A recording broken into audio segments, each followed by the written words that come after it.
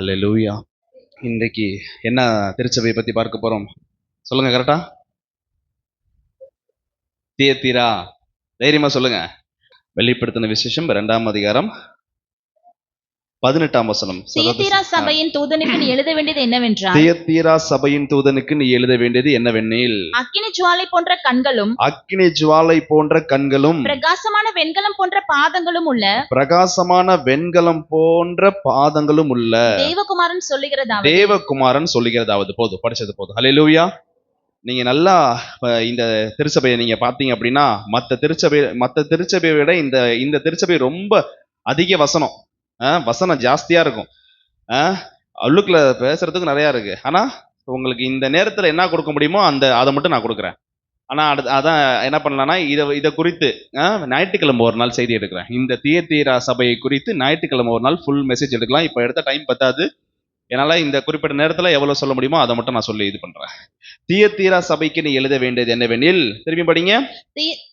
அக்கினி ஜுவாலை போன்ற கண்களும் பிரகாசமான வெண்கலம் போன்ற பாதங்களும் உள்ள தேவகுமாரன் சொல்லுகிறது. இந்த தியத்தீரா சபையை குறித்து அந்த சபையோட வரலாறு மட்டும் சொல்றேன் ஒரு நிமிடத்துல.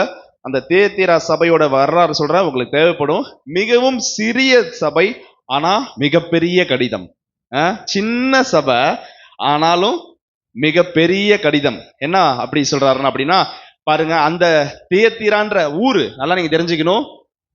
பெர்கமுன்ற ஒரு ஊரு, சிமிர்னான்னு ஒரு ஊரு, எபேசின்னு ஒரு ஊரு, பட்டணம், எல்லாமே பட்டணம். அதே மாதிரி தியத்தீரா அப்படின்றது 7மே ஒரு பட்டணத்தை குறிக்கிறது. இந்த 7மே எங்க இருக்கு? அன்னைக்கே சொன்னேன், எங்க இருக்கு இந்த 7மே? இப்ப இருக்கிற துர்க்கின்னு சொல்றாங்கல்ல, மைனர் ஆசியா, சரிங்களா? அங்கதான் இப்ப இருக்கு. அங்கதான் அந்த மைனர் ஆசியான்ற அந்த குறிப்பிட்ட இடத்துல எல்லாமே 30 கிலோமீட்டர் 40 கிலோமீட்டர் தூரத்துல தான் இருக்கு. இந்த 7 சபையும் மேப்ல இப்படி வருது, இப்படி போயிட்டு இப்படி யூ ஷேப்ல இருக்கு.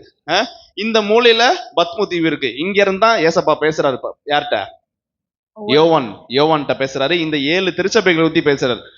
ஆனா இது என்ன ஒரு பிளஸ் பாயிண்ட் அப்படின்னா, ரொம்ப ஒரு ஆச்சரியத்தக்க காரியம் என்னன்னா, இந்த 7 திருச்சபையுமே பவுல் ஆதாயம் பண்ண திருச்சபை. பவுல் போய் சுற்றி ஒரு வார்த்தை சொல்றாருல, அவன் அந்த கண்ணு மறைக்கப்பட்டிருக்கும் போது அனனியா தீர்க்கதரிசி சொல்றாருல, இவனை கொண்டு நான் அநேக ஜனங்களை ரசிக்க போறேன்றாருல. அதான் 7 திருச்சபையுமே நீங்க ஆராய்ச்சியில வாசிச்சு பார்த்தா சரி, 7 திருச்சபையுமே நான் உதாரணமே உங்களுக்கு சொல்றேன்.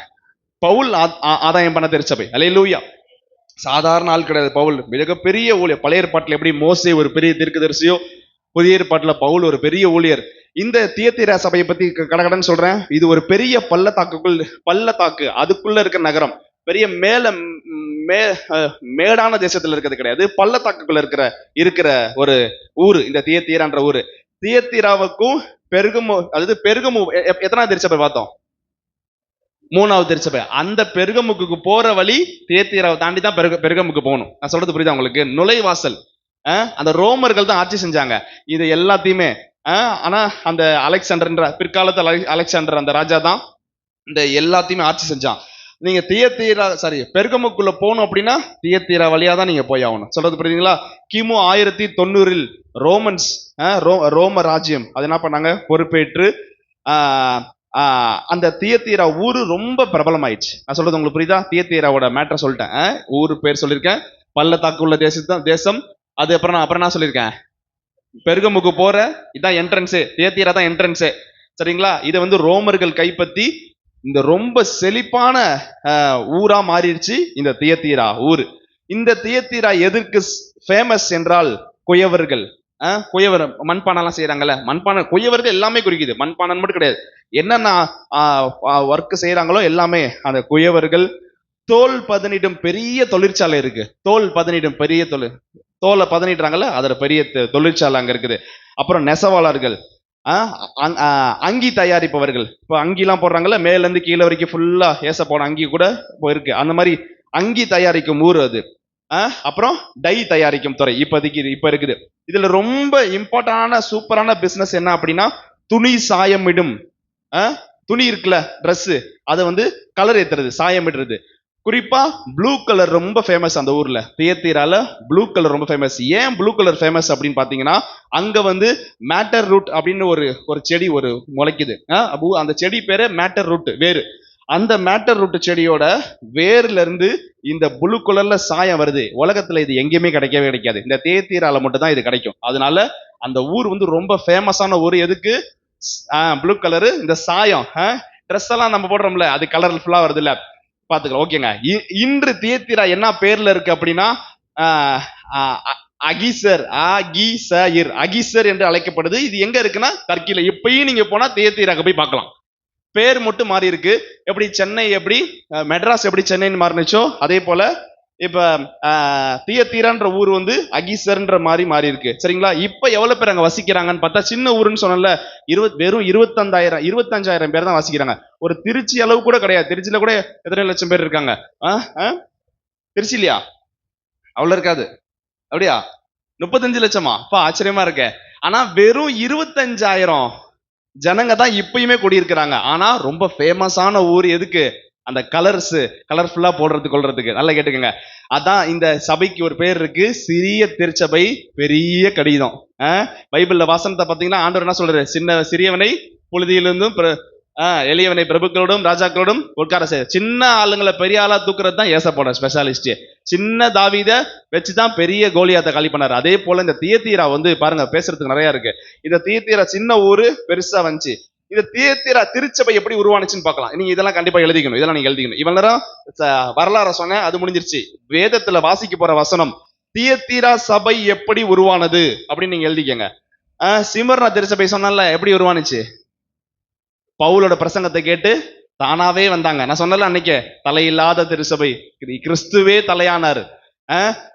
7 திருச்சபையில பழுது இல்லாத கரைப்படாத பரிசுத்தமான திருச்சபை எந்த திருச்சபை? சிமர்னா. எல்லா திருச்சபையிலும் உன்னிடத்தில் ஒரு குறை உண்டுன்னு சொல்றாரு. சிமர்னாவை மட்டும் சொல்லியிருக்கவே மாட்டார். அல்லேலூயா. அதே போல இந்த தியத்தீரா சபை எப்படி உருவானது பாருங்க.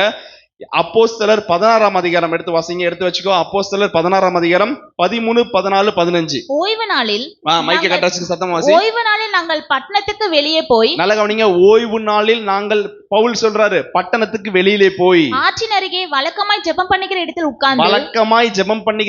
உட்கார்ந்த பொழுது அங்கே கூடி வந்த ஸ்திரீகளுக்கு உபதேசித்தோம். எப்படியா? பவுல் பெண்களுக்கு பேசியிருக்காரு. அங்கே கூடி வந்த ஸ்திரீகளுக்கு உபதேசம் செய்தோம். அடுத்த வசனம். அப்பொழுது தியத்தீரா ஊராலும், கரெக்டா திருப்பி வாசிங்க. அப்பொழுது தியத்தீரா ஊராலும் பண்ணிக்கங்க, தியத்தீரா ஊராலும் ரத்தாம்பரம் விற்கிறவளும் தேவனை வணங்குகிறவளும் ஆகிய லீதியாள் என்னும் லீதியாள் என்ற ஒரு ஸ்திரீ கேட்டுக்கொண்டிருந்தாள். இவ ஊர் எதுங்க? தியத்தீரா. நல்லா கேட்டுக்கங்க. பவுல் எந்த ஊர்ல நம்ம பிரசங்கம் பண்ணிட்டு இருக்காரு? பிலிப்புல பேசிட்டு இருக்காரு. பிலிப்பு பட்டணத்துல பேசிட்டு இருக்காரு. இந்த பிலிப்புமே அங்கதான் இருக்கு. எபேசில தான் பிலிப்பு இருக்கு பட்டணம். சரிங்களா?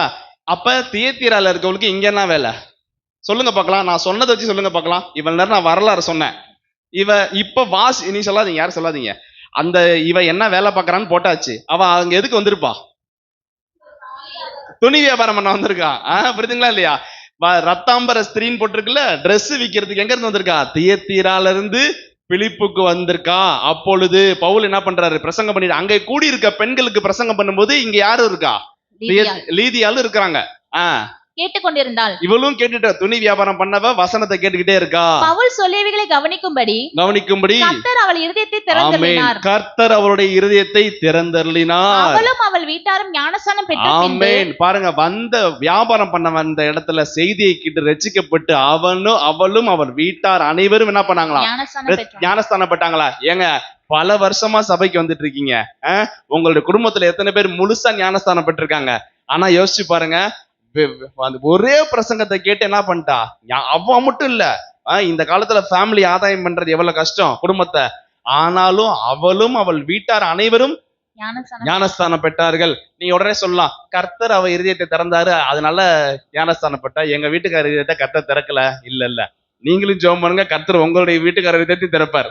அல்லேலூயா. வாசிங்க. அவள் எங்களை நோக்கி, நீங்கள் என்னை கர்த்தரிடத்தில் விசுவாசம் உள்ளவென்று எண்ணினால் என் வீட்டில் வந்து தங்கி இருங்கள் என்று அவர்கள் வருந்தி கேட்டுக்கொண்டாள். தியத்தீரால எங்க வீட்டில் வந்து தங்கி இருங்கள் என்று வருந்தி கேட்டுக்கொண்டாள். சரிங்களா? பிற்காலத்துல இவள் அவளோட குடும்பம் சேர்ந்து ரட்சிக்கப்பட்டு அந்த ஊர்லயே முதல்ல ரட்சிக்கப்பட்டவங்க இந்த லீதியாள். இவ தான் போய் சொந்த ஊருக்கு போய் அங்க திருச்சபை ஆரம்பிச்சதுதான் தியத்தீரா சபைக்கு எழுதுகிறதாவது. கரங்களை தட்டி கர்த்தரை மேம்படுத்துவோமா? ஓ ஹல்லேலூயா. எவ்வளவு அன்பா இருக்கார் பாருங்க கர்த்தர். தியத்தீரா சபை உருவானது இவங்க ஃபேமிலி மெம்பர்ஸ் உருவாக்குனது தான். பவுல் தெளிவா எழுதியிருக்காரு. நான் உங்களுக்கு அதான் நான் சொல்லியிருக்கேன், இதோட செய்தியை வந்து, இந்த தியத்தீரா திருச்சபை செய்தியை வந்து ஞாயிற்றுக்கிழமை ஒரு நாள் நல்லா டைம் இருக்கும் கொடுக்கலாம், சரிங்களா? அடுத்து வந்துருங்க. இந்த கடிதத்தின் ஆசிரியர் நேரா இங்க வந்துருங்க, கொடுதா? இந்த கடிதத்தின் ஆசிரியர் பாருங்க, தன்னை ஒரு தேவகுமாரன் என்று அடையாளப்படுத்துகிறார். நீங்க நல்ல வசந்த வாசிங்க, எடுத்து பாருங்க, எடுத்து வச்சுக்கோங்க. வெளிப்படுத்தின விசேஷம் 2ஆம் அதிகாரம் 18ஆம் வசனம். என்ன அறிமுகப்படுத்துறாரு? தன்னை எப்படி அறிமுகப்படுத்துறாரு? அக்கினி ஜுவாலை போன்ற கண்களும், அக்கினி ஜுவாலை போன்ற கண்களும், பிரகாசமான வெண்கலம் போன்ற பிரகாசமுள்ள வெண்கலம் போன்ற பாதங்களை உடையவர், தேவகுமாரன் சொல்லுகிறார். உடைய தேவகுமாரன். நீங்க நான் உங்களுக்கு சேலஞ்ச் விடுறேன், நீங்க புதிய ஏற்பாட்டுல தேவகுமாரன் அப்படின்ற வார்த்தைய நீங்க எங்கேயாவது எடுத்து கொடுத்துருங்க பார்த்துடலாம். புதிய ஏற்பாட்டுல ஒரே ஒரு இடத்துல தான் இருக்கு தேவகுமாரன் சொல்லி, இந்த தியத்தீரா திருச்சபையில தான் தேவகுமாரன் இருக்கு. நீங்க எதுல வேணா போட்டு சர்ச் பண்ணி பாருங்க. ஏன் தேவகுமாரன் வந்திருக்கு? ஏசப்பா ஊழியம் செய்யும் போதெல்லாம் மனுஷகுமாரன் மனுஷகுமாரன் மனுஷகுமாரன் மனுஷகுமாரன் பேசினாரு. ஆனா இந்த புதிய ஏற்பாட்டுல வெளிப்படுத்தின விசேஷம் 2ஆம் அதிகாரம் 18ஆம் வசனத்துல மட்டும்தான் தேவகுமாரனாக வெளிப்படுறாரு. அல்லேலூயா. உங்களுக்கு தெரியும், மனுஷகுமாரன் எதுக்கு வந்தாரு? ஊழியம் கொல்ல வராமல் ஊழியம் செய்ய வந்தார். இந்த திருச்சபையை எடுத்து பார்க்கும்போது தேவகுமாரன் போட்டிருக்கு. நீங்க வசனத்தை பின்னாடி படிச்சு பாத்தீங்கன்னா ஃபுல்லா வந்து நியாயாதிபதியா வந்திருக்காரு இந்த திருச்சபையில.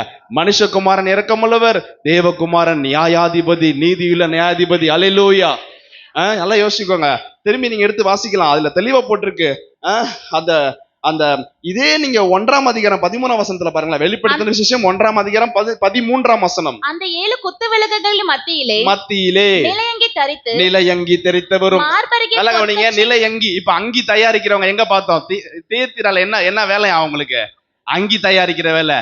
இங்க நிலையங்கி தரித்தவரும், மார்பருகே பொற்கச்சை கட்டியிருந்த மனுஷகுமாரனுக்கு ஒப்பா இருந்தவரை கண்டேன். எங்க? மனுஷகுமாரனுக்கு ஒப்பா இருந்தவரை கண்டேன்னு யோவான் வந்து தரிசனத்துல பாக்குறாரு. ஆனா திருச்சபைக்கு பேசும் பொழுது தேவகுமாரனாக பேசுகிறார். அல்லேலூயா, அல்லேலூயா. தேவகுமாரன்ட்ட உங்களுக்கு வந்து அந்த தேவகுமாரன்ட்ட இருந்து அன்பான ஒரு மடல் வருது, ஒரு லெட்டர் வருது. அந்த தேவகுமாரன்ட்ட இருந்து இந்த சின்ன திருச்சபைக்கு பெரிய தேவன்ட்ட இருந்து ஒரு லெட்டர் வருது, அன்பின் மடல் வருது. அல்லேலூயா. என்ன வருது பார்க்கலாமா? அதுல என்ன வருது பார்த்திருக்கோம். படிங்க. உன் கிரியைகளையும். இல்ல அதாவது தேவகுமாரன், தேவகுமாரன் நல்லா கவனிச்சுக்கோங்க. தேவகுமாரன் கவனிக்கங்க, முக்கியமானது சொல்றேன். மனுஷகுமாரனா வெளிப்பட்டாரு. புதிய ஏற்பாட்டுல ஒரே ஒரு இடத்துல தேவகுமாரன் இங்க மட்டும் தான் நீங்க வருது. நல்லா நீங்க கவனிக்கணும். அந்த தேவகுமாரன் ரொம்ப கோபமுள்ளவர். ஏன்னா நீதியுள்ள நியாயாதிபதி, நியாயம் தீர்க்க தான் வரப்போறாரு. உங்களுக்கு உதாரணம் சொல்லணும் அப்படின்னா சங்கீதம் 2ஆம் அதிகாரம் 12ஆம் வசனத்துல போட்டிருக்கு, குமாரன் கோபம் கொள்ளாமலும் நீங்கள் வழியிலே அழியாதபடிக்கு அவரை முத்தம் செய்யுங்கள். அவர் பாதங்களை முத்தம் செய்யுங்கள். கொஞ்ச காலத்திலே அவருடைய கோபம் பற்றி எரியும். கொஞ்ச காலத்திலே அவருடைய கோபம் பற்றி எரியும். அவரை அண்டிக் கொள்ளுகிற யாவரும் பாக்கியவான்கள். இந்த எல்ஷடா திருச்சபையில அவர் அண்டி வந்திருக்கிறார். நீங்கள் ஒவ்வொருவரும் பாக்கியவான்கள். வரணும்னு முடிவெடுத்து வர முடியாம இருக்கிறவங்க எல்லாமே பாக்கியவான்கள். இருதயத்துல உண்மையாய் அவரை தேடுகிற யாரா இருந்தாலும் அவர்கள் பாக்கியவான்கள். அல்லேலூயா. போட்டிருக்கு. அப்ப நல்ல கவனிங்க, குமாரன் தான் அந்த இடத்துல போட்டிருக்கு. என்ன குமாரன் போடல, அப்ப தேவகுமாரன் தான் குறிக்குது இந்த இடத்துல. அல்லேலூயா. ஏன்னா மனுஷகுமாரன் ரொம்ப அன்பா. ஆனா மனுஷகுமாரன் ஏங்க அன்பானவர் அப்படின்னா, அவரும் நம்மளை போல உடம்பு இருக்கு, சதை இருக்கு, நம்மள மாதிரி அவருக்கு பசி இருக்கும், நம்மள மாதிரி அவர் தூங்கி இருப்பாரு. கரெக்டுங்களா இல்லையா? மனுஷன் படுற எல்லா கஷ்டத்தையும் அவர் பார்த்திருப்பாரு. அதனால அவர் இரக்கமா இருந்திருக்காரு. தேவகுமாரன்ட்ட அந்த இறக்கத்துக்கு வேலையே கிடையாது. ஏன்னா அவர் மனுஷகுமாரனா வெளிப்பட்டு எல்லாம் ஒரே ஆள் தானே, எல்லாமே செஞ்சுட்டாரு. சிலுவையில எல்லாத்தையும் முடிச்சு தீர்த்துட்டாரு. கடைசியா தான் வெளிப்படுத்தின விசேஷத்துல தான் அவர் கோபமுள்ள கடவுளா மாறுறாரு. அல்லேலூயா. தானி அதே மாதிரி பாத்துக்கங்கன்னா வெளிப்படுத்தின விசேஷம் 2ஆம் அதிகாரம் 23ஆம் வசனத்துல போட்டிருக்கு, பிள்ளைகளை அவர் தேவகுமாரன் கோபம் உள்ளவர்னு சொன்னல. அதே பாருங்க, இந்த தியத்தீராலே பாருங்களேன், கடைசி பாருங்க, வெளிப்படுத்தின விசேஷம் 2ஆம் அதிகாரம் 23ஆம் வசனத்துல போட்டிருக்கு, அவனுடைய பிள்ளைகளை கொல்லவே கொள்வேன். நல்லா நீங்க என்ன கவனிக்கணும், அதுக்கு மேல படிக்க கூடாது. பிள்ளைகளை கொல்லவே கொள்வேன்றாரு. நல்லா நீங்க ஞாபகம் வச்சுக்கணும். கர்த்தருக்கு பயந்து அவரோட பிள்ளையா வாழ்ந்தீங்க அப்படின்னா நீங்களும் உங்க பிள்ளைகளும் பாதுகாக்கப்படுவீர்கள். ஆமென். கர்த்தருக்கு பயப்படாம அவரோட பிள்ளை அவரோட வார்த்தைக்கு கீழ்ப்படியாம இருந்தோம் அப்படின்னா கர்த்தரே சொல்லிட்டாரு இந்த திருச்சபைய, கொல்லவே கொள்வேன், பிள்ளையை கொல்லவே கொல்லனா அடிச்சு சாவடிக்கிற சொல்ல.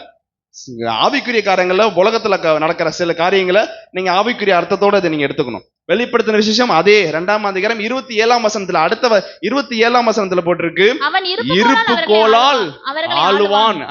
அவர்கள் மண்பாண்டங்களைப் போல் நொறுக்கப்படுவார்கள். பாருங்க, அப்ப தேவகுமாரன்ட்ட வந்து இது அன்பே இரக்கமே கிடையாது, நியாய தீர்ப்பு தான். நீங்க வீட்டுல போய் நீங்க தெளிவா படிச்சு பாத்து, இப்ப நீங்க படிக்க கூடாது, நல்லா தெளிவா படிச்சு பாத்துங்க. தானியேல் 10ஆம் அதிகாரம் 6ஆம் வசனத்துல போட்டிருக்கு, அவருடைய சரீரம் படிகை பச்சை போலவும் அவருடைய முகம் மின்னலின் பிரகாசத்தை போலவும் அவருடைய கண்கள் எரிகிற தீபங்களைப் போலவும் எரிகிற தீபத்தை போலவும் அவருடைய புயங்களும் அவருடைய கால்களும் துலக்கப்பட்ட வெண்கல நிறத்தை போலவும் வெண்கலம் போல. அந்த கடவுள் தான் இங்க வராரு. வெளிப்படுத்தின விசேஷத்துல போட்டிருக்கு. என்ன வாசிச்சோம்? அவருடைய அக்கினி ஜுவாலை போன்ற கண்களும் பிரகாசம் உள்ள வெண்கல பாதம் போல. பாருங்க எப்படி ஒத்து போறாரு பாருங்க. அவர் பாருங்க, அப்ப முடிவுக்கு வந்தனாலதான் அவர் கோவப்படுறாரு. 1 பேதுரு 4ஆம் அதிகாரம் 17ஆம் வசனத்துல போட்டிருக்கு, ஆமென், நியாய தீர்ப்பு தேவனுடைய வீட்டிலிருந்து துவங்கும் காலங்கமா இருக்கிறது. ஆமென் சொல்லுவோமா? அடி எங்க இருந்து விழுவுமா? சபையில தான் முதல் அடி, அப்புறம் தான் வெளியில இருக்கு. உங்களுக்கு சபைனா சபை விசுவாசிங்க, ஊழியர் தலை முதல் வால் வரை திருச்சபையில தான் முதல் அடி. என்ன சொல்றாரு? நியாய தீர்ப்பு தேவனுடைய வீட்டிலே துவங்கும் காலமா இருக்கிறது. அக்கினியா இருக்காரு, வெண்கலமா இருக்காரு. நல்லா கவனிச்சுங்க. ரைட். இப்ப அவருடைய அறிமுகம் பார்த்தாச்சு. அக்கினி ஜுவாலை போன்ற கண்கள், வெண்கலம். அடுத்த வசனம் பாருங்க, வெளிப்படுத்தின விசேஷம் 2ஆம் அதிகாரம் 19ஆம் வசனம். பாராட்டுறாரு. இப்ப உன் கிரியைகளை அறிந்திருக்கிறேன். என்னப்பா உன் கிரிய? ஃபர்ஸ்ட் உன் அன்பு. என்னைய பாருங்க போதும். அன்பு இல்லாதவங்க அன்பா மாறிக்கணும். ஆனா அன்பா இருக்கவங்களை பார்த்து சொல்றாரு, ரொம்ப அன்பா இருக்க, எல்லாத்தையும் நீ சமாதானமா இருக்க. சமாதானமா இருக்கிறவங்க சமாதானமா எடுத்துக்கங்க, சமாதானமா இல்லாதவங்க சமாதானத்துக்குள்ள வாங்க. ரொம்ப அன்பா இருக்க. அந்த திருச்சபையை பார்த்து சொல்றாரு, சின்ன திருச்சபை, தியத்தீரா சின்ன சபை, ஆனா அன்பா இருக்கு. எபேசு சபை பெரிய திருச்சபை. எபேசியர்னு உனக்கு ஒரு பவுல் நிருபமே கொடுத்திருக்காரு.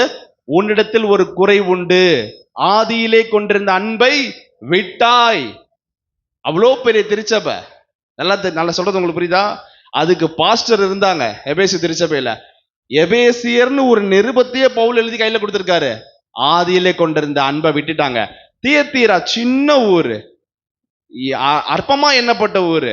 அந்த ஊர்ல இருக்க விசுவாசிகளை பார்த்து சொல்றாரு, நீ ரொம்ப அன்பு நிறைந்தவனா இருக்க, உன்னோட கிரியை நான் பாக்குறேன்ப்பா, நீ ரொம்ப அன்பா இருக்க. மத்தவங்க உனக்கு விரோதமா பண்றாங்க, பதிலுக்கு நீ நினைச்சா உன்னால பண்ண முடியும். அவங்க 1 பண்றாங்கன்னா நீ உன்னால 10 பண்ண முடியும். ஆனாலும் நீ பொறுமையா, எனக்காக நீ பொறுமையா இருக்கல, அந்த அன்பை நான் பாக்குறேன்னு கர்த்தர் சொல்றாரு. அல்லேலூயா. 10 கட்டளைய சுருக்கி 2ஆ சொன்னார். என்ன சொன்னாரு? ஃபர்ஸ்ட் கட்டளை, தேவனாகிய கர்த்தரிடத்தில் முழு இதயத்தோடு முழு ஆத்மாவோடும் அன்பு செலுத்துவாயாக. 2வது, உன்னை நேசிப்பது போல பிறனை நேசி. அன்பாலே மூடிட்டாரு. அதான் இந்த திருச்சபையை சொல்றாரு, முதலாவது நல்ல கிரியையில ஃபர்ஸ்ட் கிரிய அன்பு. அல்லேலூயா. ஆவியின் கனிகள்ல முதலாவது என்ன வருது? அன்பு. அன்பு இல்லைன்னா ஒண்ணுமே இல்ல. கிறிஸ்தவத்தோட மத்த மதத்தினர்கிட்ட போய் நீங்க பேசி பாருங்க, கிறிஸ்தவனா என்னன்னு கேளுங்க, அன்பு. அவங்கலாம் கிறிஸ்டின்லாம் ரொம்ப அன்பா இருப்பாங்க. ஒரு கிறிஸ்டினா இருந்துட்டு இப்படி நீ பண்றியா அப்படிதான் கேள்வி கேட்பாங்க. ஏன் நீ ஒரு முஸ்லீமா இருந்துட்டு ஒரு இந்துவா இருந்துட்டு மத்த மதத்தை சொல்லி அவங்க சொல்ல மாட்டாங்க. நீ ஒரு கிறிஸ்டினா இருக்க, இப்படி பண்றியான்னு டக்குன்னு நம்மளை கேட்பாங்க. அல்லேலூயா. அப்ப முதலாவது உன்னோட கிரியை நான் பாக்குறேன், நீ ரொம்ப அன்பான மகன், அன்பான மகள். அல்லேலூயா. ஏன் அப்படின்னா அவங்களுக்கு இருந்த லீதியால் அப்படி அவ ரொம்ப அன்பு நிறைந்தவ. அதே போலதான் திருச்சபை அன்பா இருக்குது. 2வது விசுவாசம். விசுவாசம் போட்டிருக்கு. 2வது தலைப்பு எழுதிக்கங்க, விசுவாசம்.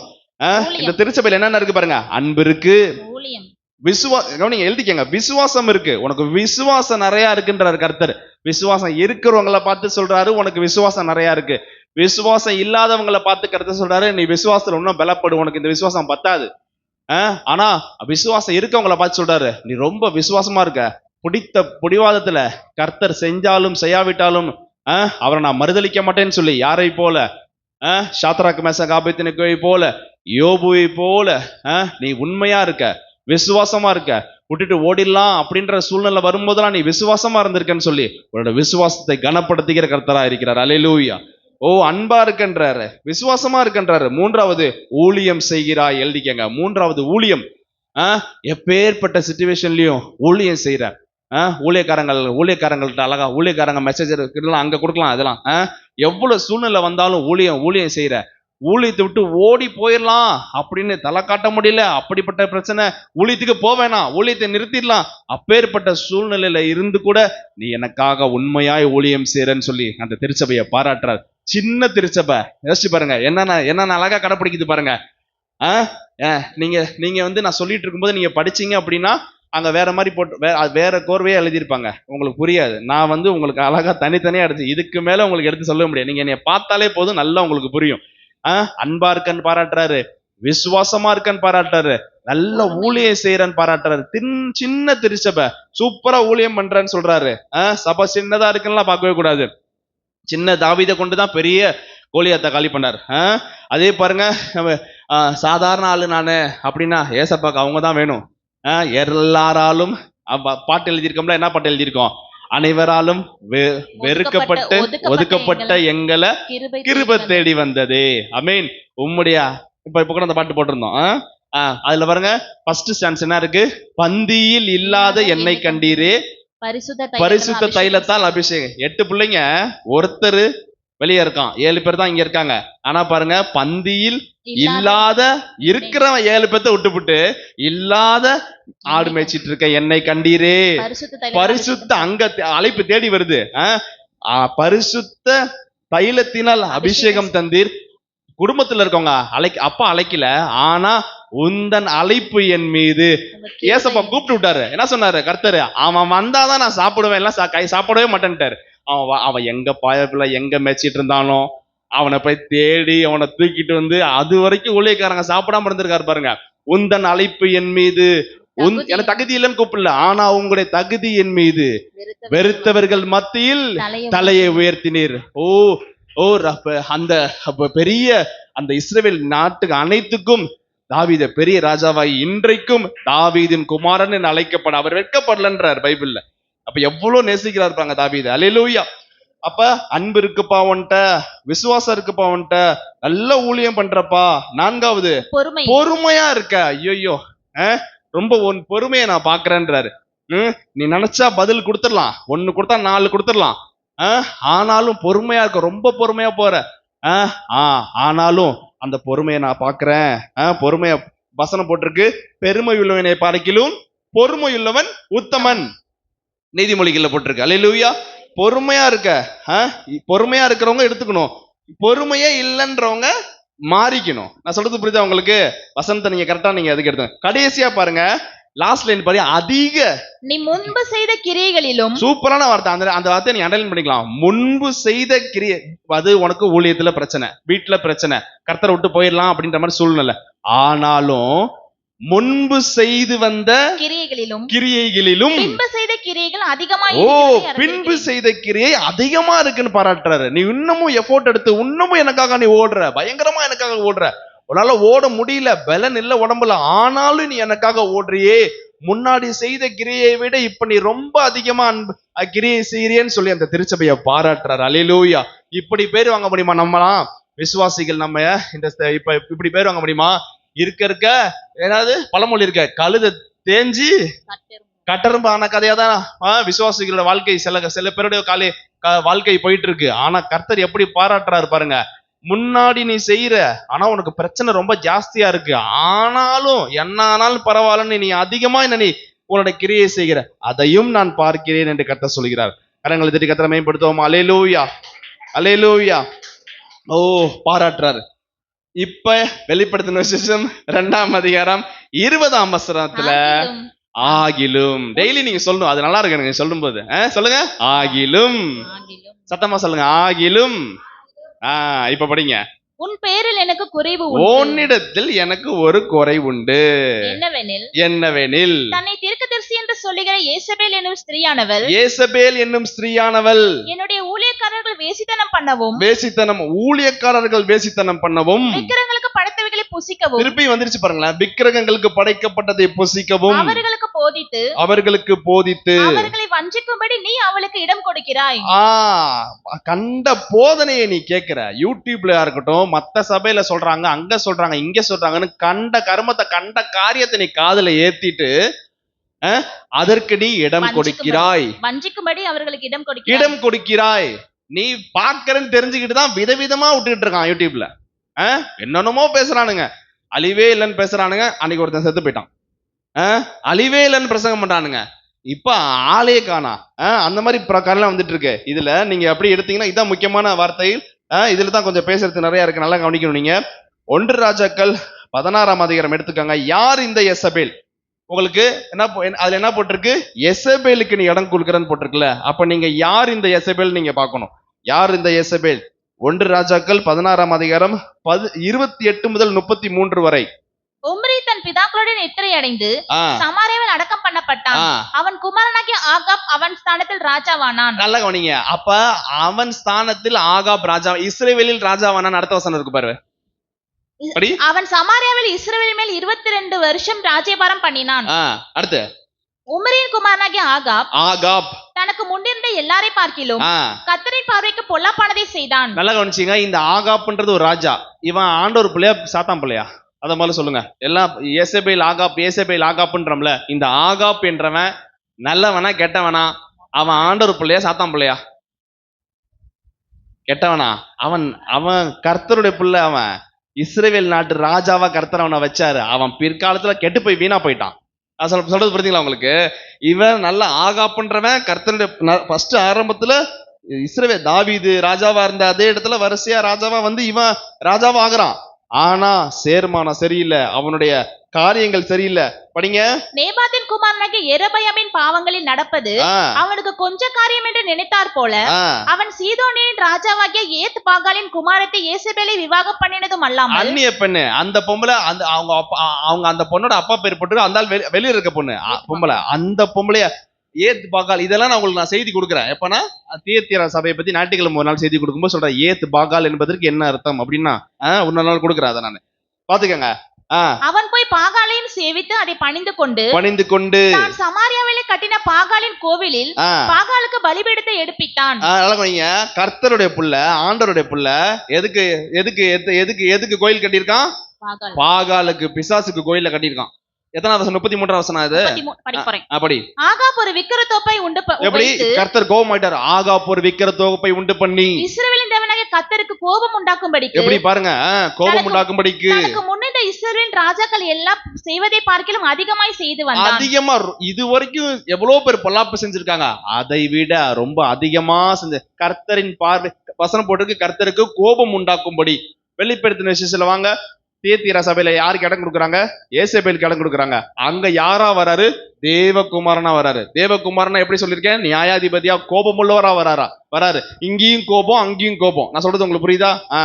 அடுத்தது பாத்துங்க. அப்படியே வாங்க. 2 ராஜாக்கள் 9ஆம் அதிகாரம் 22ஆம் வசனம். 2 ராஜாக்கள் 9ஆம் அதிகாரம் 22ஆம் வசனம். இந்த ஏசபேல் எப்படியாப்பட்ட ஆளு? உன் தாயாகிய யேசபேலின் வேசித்தனங்களும் சொல்றான். யார் சொல்றா இத? யெகூ சொல்றாரு. உன் தாயாகிய யேசபேல் எப்படியாப்பட்ட ஆளு? வேசித்தனங்களும் அவளுடைய பில்லி சூனியம் பண்றவ சூனியக்காரியும் இத்தனை ஏராளமா இருக்கையில் சமாதானம் ஏது என்றான். பாத்துங்க. என்ன தெரியுமா அவளுக்கு பேரு? அவளோட ஸ்பெஷல் என்ன தெரியுமா? அவ அந்த யேசபேலோட என்ன தெரியுமா? மெயினா சூனியம் செய்கிற சூனியக்காரி. சரியா? ஃபர்ஸ்ட். 2வது பாகாலை வழிபடும் வேசி, அவளுடைய அடையாளம். சூனியக்காரி 1. 2வது பாகாலை வழிபடும் வேசி. இவன் என்ன பண்றா? எல்லா ஊழியர்களுக்கும் உங்களுக்கு தெரியும், நான் செய்தி கொடுக்கும்போது சொல்றேன், தீர்க்கதரிசிகள் எல்லாத்துக்கும் என்ன பிரசங்கம் பண்றா? விக்கிரகத்துக்கு படைக்கப்பட்டதை புசிக்கலாம். பாகால்ல தான் இவ வேசியா இருக்கா. பாகால்ல தான் இதா இருக்கால. தியத்தீரா சபையில என்ன பார்த்தோம்? வேசித்தனம் பண்ணுவதற்கும் அங்க என்ன பார்த்தா? இது இவ வந்து விக்கிரகத்துக்கு படைத்தை சாப்பிடலாம் இவ போதிக்கிறா. தியத்தீரா சபையில என்ன இடம் கொடுத்திருக்காங்க? விக்கிரகங்களுக்கு படைக்கப்பட்டதை புசிக்கிறதற்கும் அவர்களுக்கு போதித்து. எப்படி பாத்தீங்களா? இந்த பிசாசு தான் அங்க வருது. அதெல்லாம் நீங்க கவனிக்கணும்.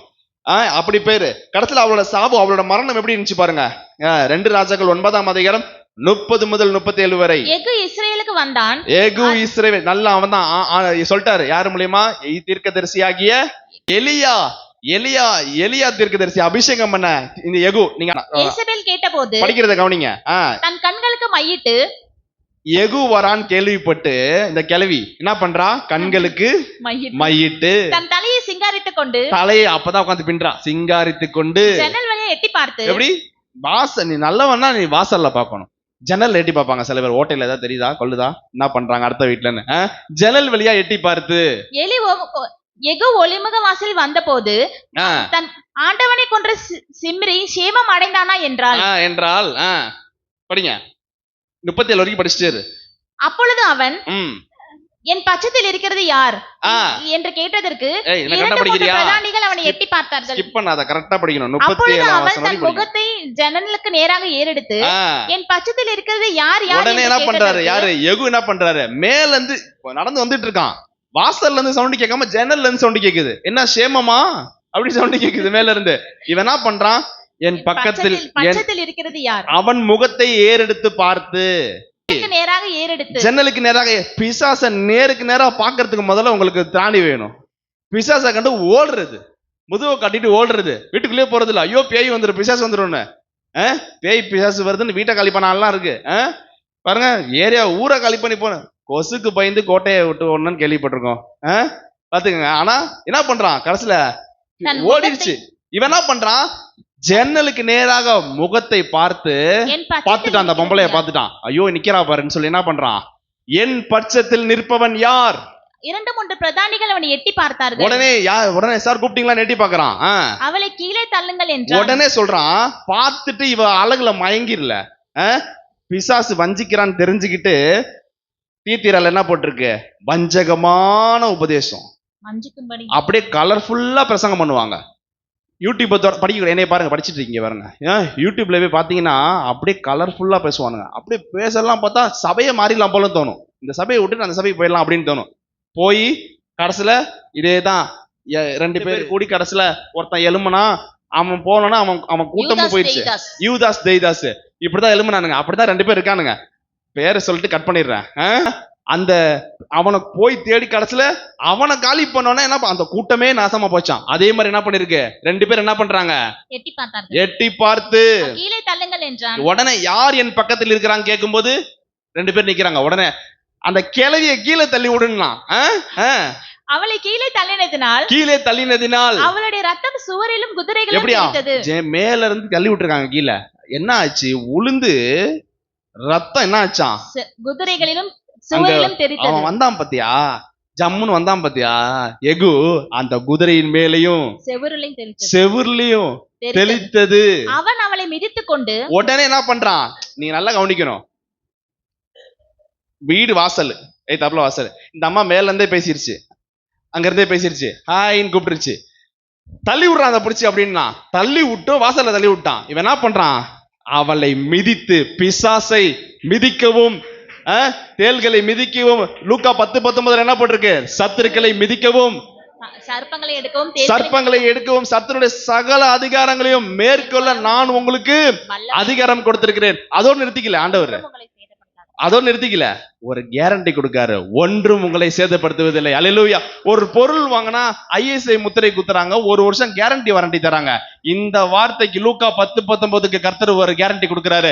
தைரியமா போய் மீதி, ஒன்றும் உன்னை சேதப்படுத்துவதில்லை. கரங்களை திரிக்கதை மேம்படுத்துவோமா?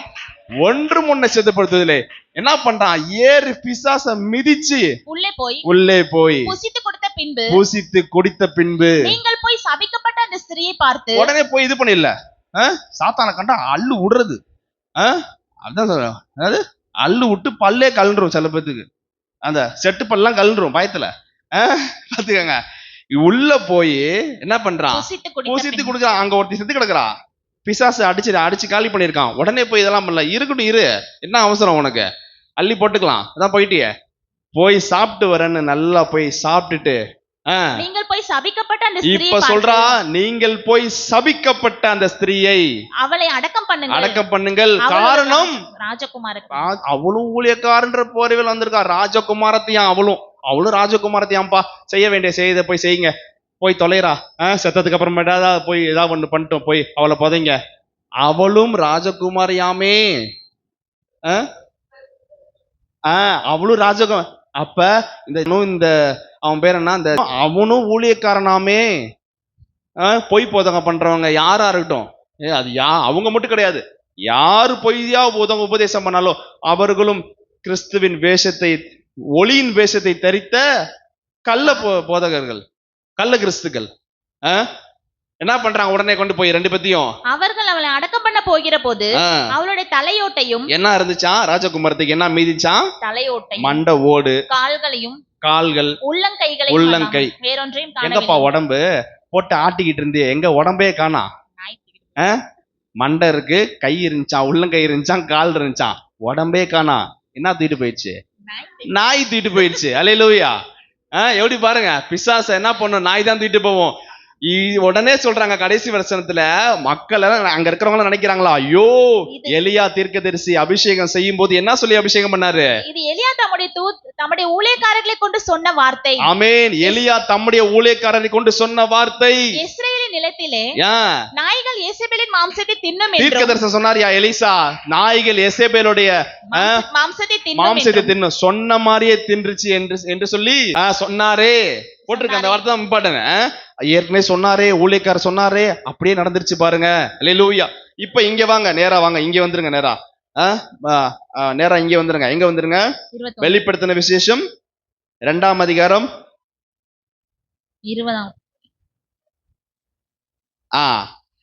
20ஆம் வசனத்துல வச்சிருக்குமா? என்ன வச்சிருக்கோம்? 20ஆம் வசனம். இப்ப கர்த்தர் வேதனைப்படுறது என்னன்னா, அவருடைய வீணா போன கிரியை. என்ன ரெண்டு கிரியைனா, விக்கிரகத்துக்கு படைக்கிறது, தின்னது, பேசித்தனம். இது எப்படி இந்த சபைக்குள்ள வந்துச்சு? திருச்சபைக்கு எப்படி அனுமதிச்சு? இந்த தீர்த்தீரா திருச்சபைக்குள்ள அந்த ஆவி எப்படி உள்ள போந்துச்சு? உன்னிடத்தில் ஒரு குறை உண்டு, பேசித்தனம் உனக்கு எப்படி வந்துச்சு? விக்கிரகாரதன் எப்படி, விக்கிரகத்துக்கு படைச்சதை எப்படி நீ சாப்பிடுற அப்படின்னு தீர்த்தீரா சபையை பத்தி யாரெல்லாம் அது சம்பந்தப்பட்டிருக்காங்களோ எல்லாரையும் பார்த்து கர்த்தர் மனவேதனைப்படுகிறார். அல்லேலூயா. 21ஆம் வசனத்துல பாருங்க, எச்சரிக்கிறார் பாருங்க. இன்னும் முடியல, எச்சரிக்கிறார் பாருங்க. 21ல அவள் மனம் திரும்பும்படியாய். கட்டப்படி அது ரொம்ப முக்கியமான வார்த்தை, ஒரு வார்த்தை கூட விடக்கூடாது. 21ல ஃபுல்லா படிங்க. அவள் மனம் திரும்பும்படியாய், மனம் திரும்பும்படியாய் அவளுக்கு தவணை கொடுத்தேன். எவ்வளோ தவணை கொடுக்கிறார். என்னைய பாருங்க, சபைக்கு வரீங்க, என்னைய பாருங்க, படிக்காதீங்க. கர்த்தர் எவ்வளோ பிரசங்கத்தின் மூலமாய் தவணை கொடுக்கிறாரு. தவணை கொடுத்துக்கிட்டே இருக்காரு. மனம் திரும்பு, மனம் திரும்பு, மனம் திரும்பு, மனம் திரும்புன்னு. தன் வேசி மார்க்கத்தை விட்டு மனம் திரும்ப அவளுக்கு விருப்பம் இல்லை, கொஞ்சம் கூட விருப்பம் இல்ல. என்னைய பாருங்க, கர்த்தருக்கு பயப்படணும், திருச்சபைக்கு நேரத்தோட வரணும், கர்த்தருக்கு முழு நேரம் அவர் ஆராதிக்கணும், முழு உள்ளத்தோடு முழு பலத்தோடு அவர் ஆராதிக்கணும். என்ன ஆனாலும் பரவாயில்ல, செத்தாலும் சபையில தான் வந்து சாவுவேன் அப்படின்ற ஒரு தீர்மானம் இல்லை. எவ்வளோ அவளுக்கு நான் மனம் திரும்ப சான்ஸ் கொடுத்தேன். நமக்கும் கர்த்தர் எவ்வளோ சான்ஸ் கொடுக்கிறாரு. மனம் திரும்புவோம். மனம் திரும்பாவிட்டா என்ன சொல்லுங்க, படிங்க. இதோ நான் அவளை கட்டில் கிடையாக்கி. எப்படியா? கட்டில் கிடையாக்கி போடுவேன் கர்த்தர் சொல்றாரு.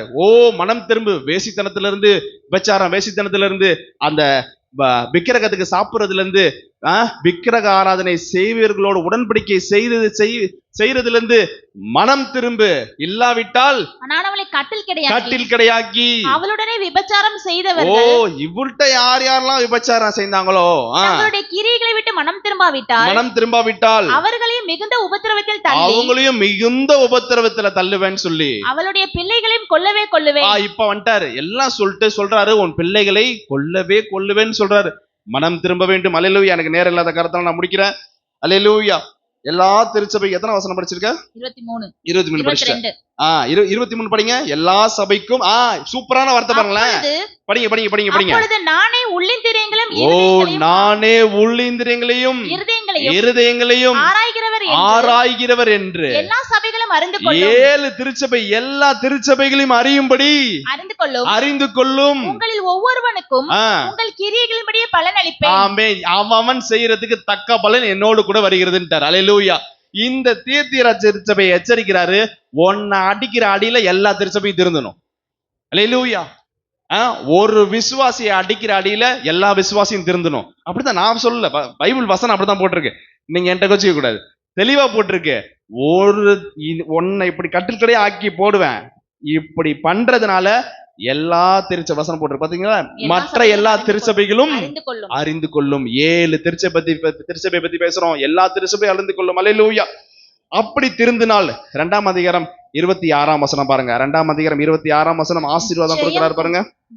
ஜெயம் கொண்டு முடிவு பரியந்தம் முடிவு பரியந்தம் என் கிரியைகளை கைக்கொள்ளுகிறவனோ நல்லா கவனிங்க, முடிவு பரியந்தம் நிலைத்திருப்பவனே ரட்சிக்கப்படுவான்.